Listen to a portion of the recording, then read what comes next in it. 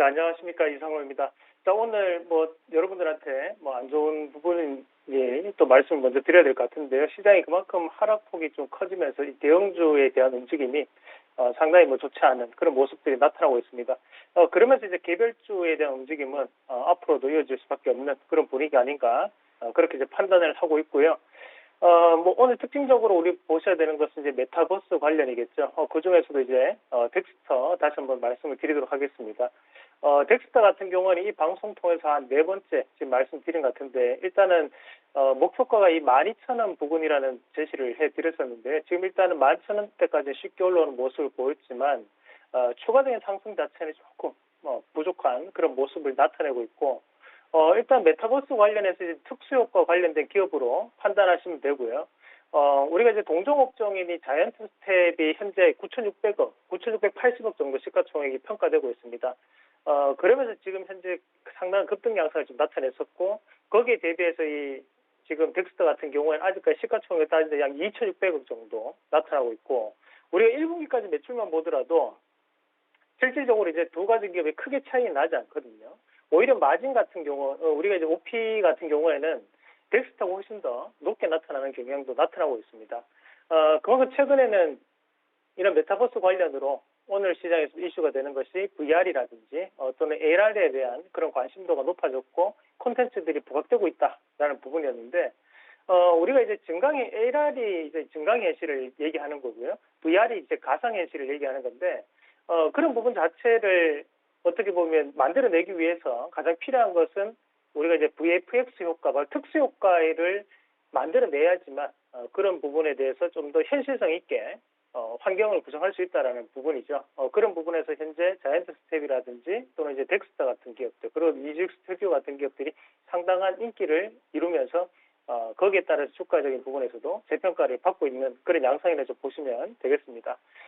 지금 이제 델타 변이 바이러스가 확산이 됨에 따라 가지고 대부분 다 이런 온라인 플랫폼이라든지 온라인 환경에 대해서 상당히 심혈을 기울이는 그런 모습들도 많이 나타나고 있고, 이런 메타버스 관련된 부분 자체가 다양한 방면에서 이제 활용도가 증가하면서 추가적으로 또 게임 산업에 대한 확대 측면도 우리가 긍정적으로 또 판단할 수 있는 부분이거든요.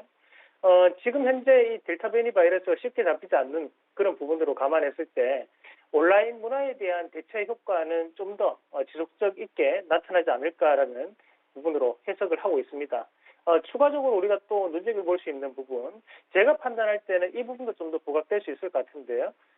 지금 현재 이제 우리가 K 웹툰이라든지 또는 웹소설에 대한 기반을 보더라도 상당히 허무맹랑한 스토리라든지 아이디어들이 많거든요.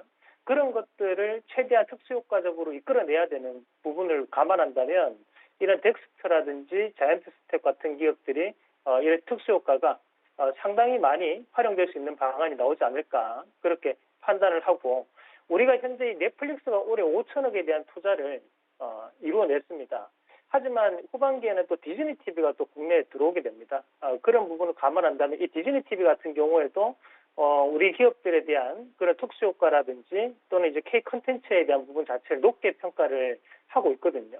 그런 부분에서에 대한 기대감이 지금 오늘 시장에서 반영되는 모습이 아닌가 말씀을 좀 드리겠고요.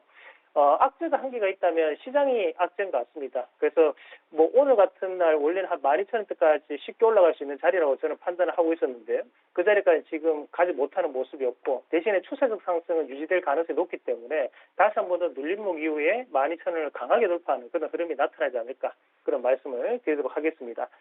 그래서 일단 이 덱스터는 신고가의 움직임을 나타내고 있는 부분이고, 대신에 이 자이언트 스택 같은 종목군들은 이제 시가총액 1조가 상당한 저항 구간으로 좀 작용할 수 있거든요.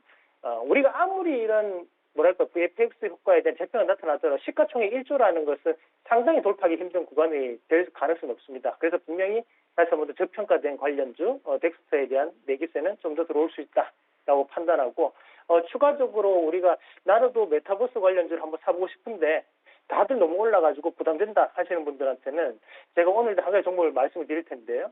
이스트 소프트라는 기업이 있어요.